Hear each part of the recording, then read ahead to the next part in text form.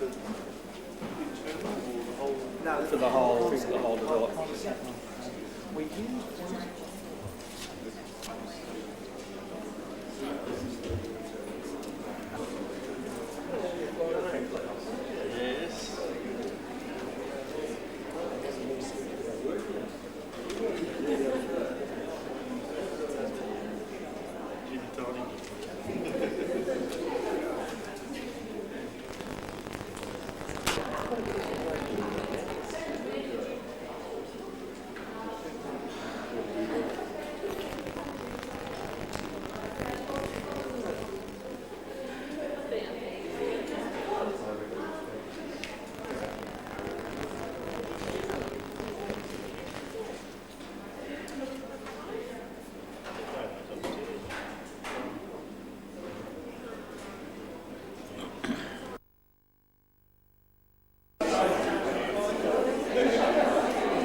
Ladies and gentlemen, could you please move forward?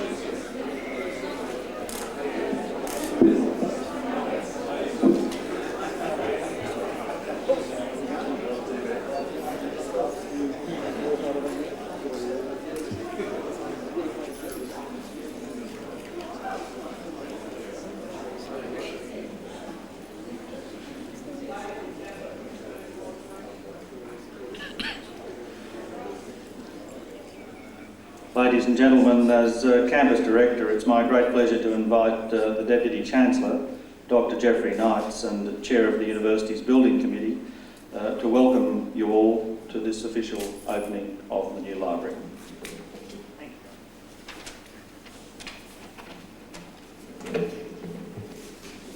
Thank you very much, John. It's my very great pleasure on behalf of the University to welcome you all to this library opening. I wish to provide a special welcome to the Minister, the Honourable Phil Honeywood MP, Minister for Tertiary Education and Training, who will officially open the library. I also wish to acknowledge the presence here this afternoon of our Chancellor, Dr. Jeremy Ellis, the Chair of the Gippsland Advisory Council, Mr. John Hutchinson, the University Librarian, Professor Edward Lim, the Campus Director, Professor John Anderson, and parliamentary representatives for Gippsland, Mr. Keith Hamilton, member for Morwell, and Mr. Florian Andrighetto, member for Narrabeen. Welcome to all of you. I also welcome community, business and industry leaders and members of the University and Gippsland communities. It's my great pleasure to announce that this library has been awarded the Master Builders Association of Victoria South Eastern Regional Building Award for projects over $2 million. And on behalf of Monash University, and particularly from the Buildings Committee, I wish to personally congratulate the architect, Mr. Jim Crisp, who has done so much work for us on this campus, and the builder of this particular building, Mr. Peter Minster, for the very fine work and the good finishes that he has achieved within a very strict budget. Before handing over, I'd like to just emphasise the commitment that Monash University has to its satellite campuses, both the metropolitan ones, Parkville, Caulfield and Peninsula, and the rural one here at Gippsland. Since 1991, when we commenced the amalgamation procedures, Monash University, with government help, both state and federal, has allocated $122 million to buildings on these campuses. 122 million, no small figure for one institution.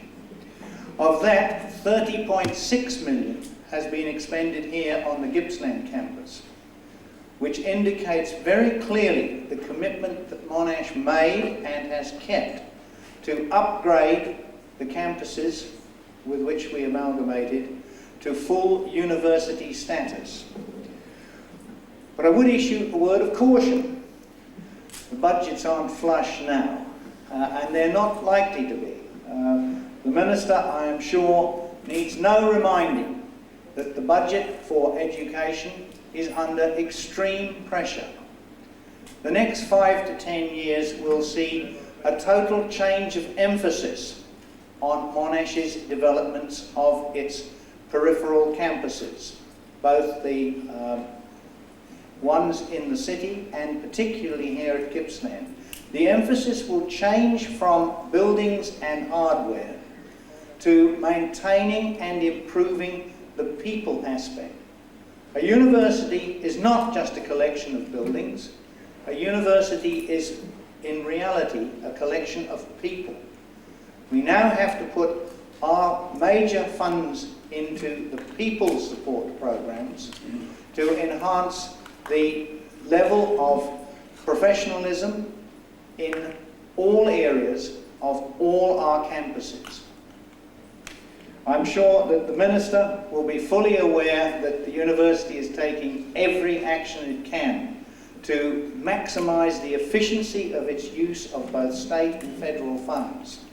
But I can't let the opportunity go without saying we need a good deal more.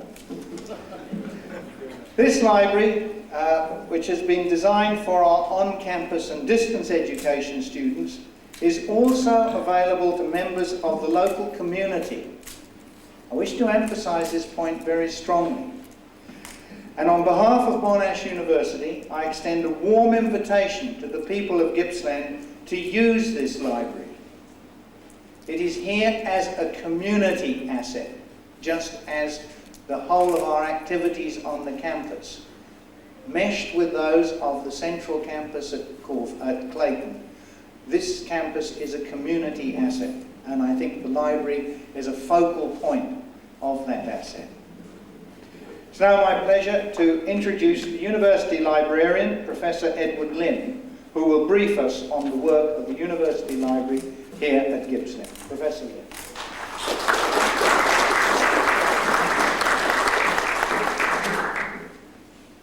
Thank you, Dr. Knights. The Honourable Phil Honeywood, Minister for Tertiary Education and Training, and Minister assisting the Premier on Multicultural Affairs, Dr. Jeremy Ellis, Chancellor, Monash University, Dr. Knights, Deputy Chancellor, Mr. Hutchins, the Chair of the Gippsland Advisory Council, Professor John Anderson, Gippsland Campus Director, distinguished guests, ladies and gentlemen. I would also like to extend to all of you a warm welcome and to thank you for joining us on this very special occasion, the official opening of the Gippsland Campus Library by the Honourable Phil Honeywood, Minister for Tertiary Education and Training. Now, some of you may be aware that the impetus for the construction of this new library extension came from a recommendation of the Gippsland Library Review Panel established in 1994 at the instigation of Professor Lachlan Chipman, formerly Monash University's Pro-Vice Chancellor and Director of the Gippsland campus. The review panel was chaired by Professor Clive Probin, who unfortunately can't be here with us today. It made a number of recommendations on how the Gippsland Library could be improved and upgraded. And one of its major recommendations was that a new library of the future should be constructed. This new library should have facilities and appropriately designed spaces which would allow it to operate at the forefront of electronic library services and adequately meet its responsibilities for distance education. The review panel recognized the potential of networks and computers to become major vehicles for the dissemination, transmission, and retrieval of scholarly information. And so it recommended that the Library of the Future should take advantage of Gippsland pioneering work in providing remote electronic access to off-campus students and implement the general strategy of the University Library to create a virtual library system whereby academic staff, students, and other users would be able to access scholarly information from wherever they are located. In late 1994, early 1995, funding to build a new library extension was announced. Now, in this development, I would like to acknowledge the contributions of a number of people, some of whom are no longer with us today. Firstly, Professor Chipman, who was largely responsible for persuading the university to unlock its treasury to provide funding for the Gippsland Library. Secondly, Marie-Therese van Dyck, who helped to develop the architectural brief and represented the library on the project committee. Thirdly, Mr. Stephen Davey and the staff of Facilities and Services for their planning assistance. Fourthly, Sir John Yockland, formerly Associate University Librarian and head of the Gippsland Library, for managing the library's contributions to the building project so successfully. And finally, the library staff of Gippsland, who provided invaluable suggestions to improve the design and interior layout of this building. I have been involved in planning a large number of library buildings in the past, but seldom have I encountered such an aesthetically pleasing library building, which at the same time blends so well with the environment. For this, we have to thank the architect, Jim Chris, of Vincent Chris Architects, who has produced not only a functional building, but also one that is really a work of art. It is no wonder that this building has won the Master Builders Association Southeastern Region Building Award. Now, in keeping with the vision of Monash University Library, the building has been planned and designed to give prominence to electronic access. Thus, in the electronic reading area behind you, access is provided not only to the library's online catalog, but also to a range of electronic databases and full-text publications, the electronic reserve collection, and the Monash lectures online. From workstations, staff and students can communicate with library staff, seek help or ask reference inquiries, and request the supply of documents electronically. The building itself is, as you can see, very well lit and spacious, providing many places for students to study, either in groups or individually. The refurbished old library includes storage facilities for the serials and staff accommodation, as well as a new information technology training room, which provides hands-on instruction in the use of electronic resources. Housed within the building is the Flexible Library Services Unit, which was established to support the university's education strategy in promoting student-centered flexible learning and teaching. In this strategy, the old paradigm, where students are either on campus or off campus, has been replaced by one where students have a choice of educational delivery options. As a result, the library is encountering an increasing cohort of students who undertake a combination of on-campus and off-campus subjects, as well as receive some of their lectures via the web or through teleteaching facilities where they interact virtually with their teachers. These students require a different kind of library service, and the Flexible Library Services Unit has university-wide responsibilities for delivering information resources from the collections of all the campuses of Monash to these students who are generally unable to visit a specific site or campus in our multi-campus university. Today, while the internet reigns supreme, there is one school of thought that bricks and mortar are no longer important because many services can be delivered virtually. On the other hand, it is clear that there is a continuing role for the library building, since print will continue to play a major role in the delivery of scholarly information. The library building is not merely a storage facility. It is seen as a social, cultural, and learning place, and as a central and valued community meeting space. It is a place where staff and students and the community can interact, as well as seek information and acquire information literacy. For the disadvantaged students who may not have access to computers, it is the information safety net, providing the equipment and facilities that will enable them to access the increasing volume of online information. It is, in short, the community integrator and a locus of academic and research information. Ladies and gentlemen, I would now like to introduce the Honourable Phil Honeywood, Minister for Tertiary Education and Training, and to thank him for taking time off his busy schedule in order to officiate at today's opening. The Honourable Phil Honeywood has been a member of the Legislative Assembly since 1988, when he was elected member for the electorate of Warrandyte.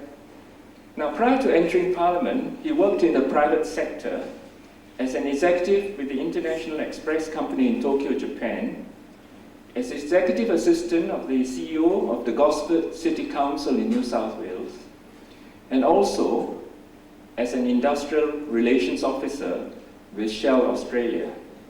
Now, since the Coalition One government, Mr. Honeywood has risen very rapidly in the ranks, becoming in the government's first term Parliamentary Secretary to the Minister for Ethnic Affairs, who was also the Premier, and in the second term, the Minister for Tertiary Education and Training, and the Minister assisting the Premier in Multicultural Affairs. His skills and his range of interests are very broad, as is evidenced by his parliamentary and party positions, as well as the different committees on which he has served. They include not only tertiary and ethnic affairs, but also conservation and the environment, economics, finance and budgeting, health, industry, employment and youth affairs.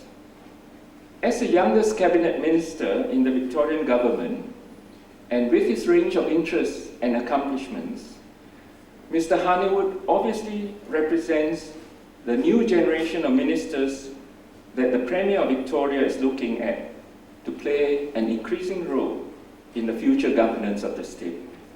Ladies and gentlemen, it is now my pleasure to invite the Honourable Phil Honeywood, Minister for Tertiary Education and Training, to address the gathering and to officially open this library. Thank you.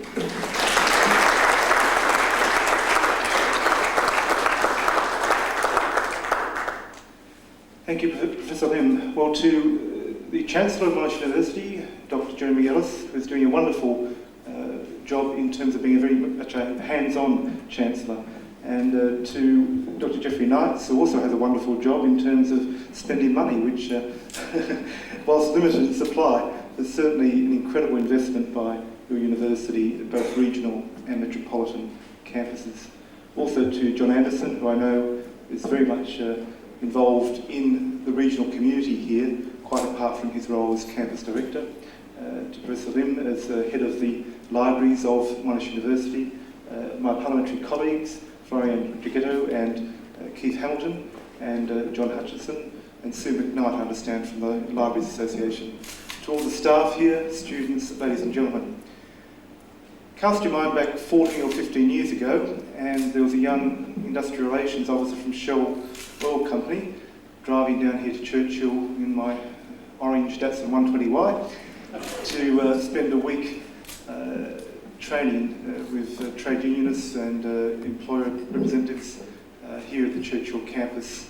I'm not sure what configuration we then had for the institution, but it was a wonderful week of really networking, of being in isolation from Shell headquarters and being able to do a fair bit of navel gazing and intensive research in industrial relations, and a fair bit of socialising in the evenings, as I recall. But Churchill then was much smaller as a campus than what it is today, and certainly the growth that's occurred could not have happened without the incredible support that Monash University has provided, along with all the staff here at the Churchill campus. I guess to take up where Professor Lim left, really, when we look at the issue of community, we do find nowadays that education institutions, particularly universities, are very much communities within themselves. And the wife of the current United States President, Hillary Clinton, wrote a book some years ago titled "It Takes a Village and Other Things Our Children Teach Us." And the essence of that book was about, in this complex world of ours, as communities seem to become remote from one another, people yearn for the village approach to life. And when we look at what makes up a traditional village, it's often a post office, a general store, and so on, you'd have to say that at a university campus, the library is at the heart of the village. The library is, if you like, the post office, where you don't just go to pick up your mail, but you go to have a good chat to the people behind the desk. You go to meet other people from the village, and you go to learn a great deal. I guess the student union would be the equivalent of the general store in that regard. But in terms of the village concept, I think it's particularly apposite to the regional community campuses, which have grown extensively over recent years. Now, a number of our universities in the state do have significant commitments to regional campuses, be it La Trobe University with the Wodonga Regional Campus and Shepparton, be it, of course, University of Ballarat with a number of regional campuses, be it this university with campuses in, of course, the Mornington Peninsula, in, of course, Berwick, and the most significant here in Gippsland. And I think that when we look at trying to keep universities on the main game of providing excellent study opportunities to both domestic and international students, I think we'd all have to agree that for a university to be a true university that reflects the needs and aspirations of all Australians, then it needs to be hooked into regional communities, tapped into them in a very meaningful way, with appropriate dialogue and appropriate resourcing, so that that university, be it Monash or any other, can be relevant to those needs and aspirations of all Australians. I think we'd all have to agree that the commitment here at Churchill campus very much adds that something special to Monash, which is a very large institution. In fact, recently at a graduation ceremony I attended at Monash University, the main campus, the Vice-Chancellor, Professor David Robinson, informed me that Monash is now in the top 100 exporting companies in this nation. In other words, it generates so much revenue through its international activities that it's one of our top 100 exporters, which is pretty good going for a university playing alongside of major corporations. But, as I said, to try and keep the relevance, to try and keep the interaction with the needs and aspirations of our Australian community, the commitment to this regional campus and to other regional campuses is very much at the forefront of Monash's vision for the future. And I note that in the recent vision statement issued by the Governing Council Chancellor, this campus played a very significant role in the vision for the next millennium. So to all those who had the vision for this particular library, we congratulate you. I'm very pleased to hear too that it's been called a library.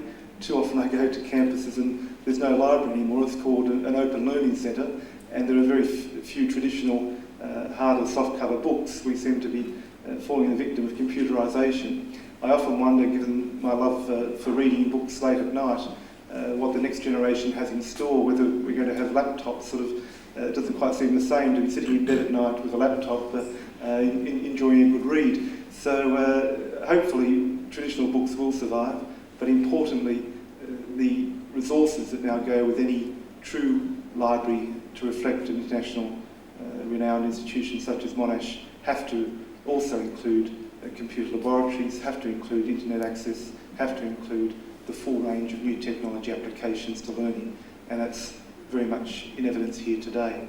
So on behalf of the Victorian Government, most importantly on behalf of the Victorian community, I commend this initiative at the Churchill Village.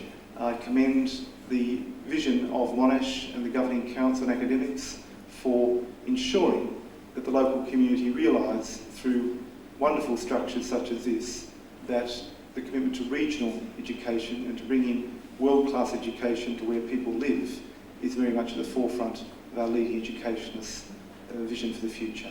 And I now officially declare open the library and Open Learning Centre here at the Monash University campus.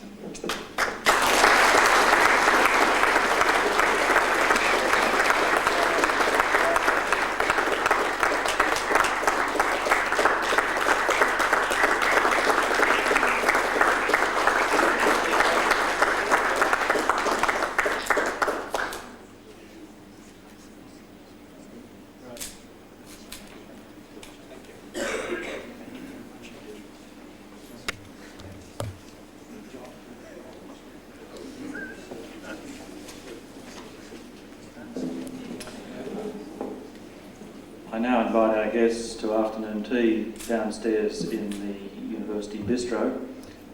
Meanwhile, the Minister will be given a brief tour of the library and the opportunity for further photos. Thank you.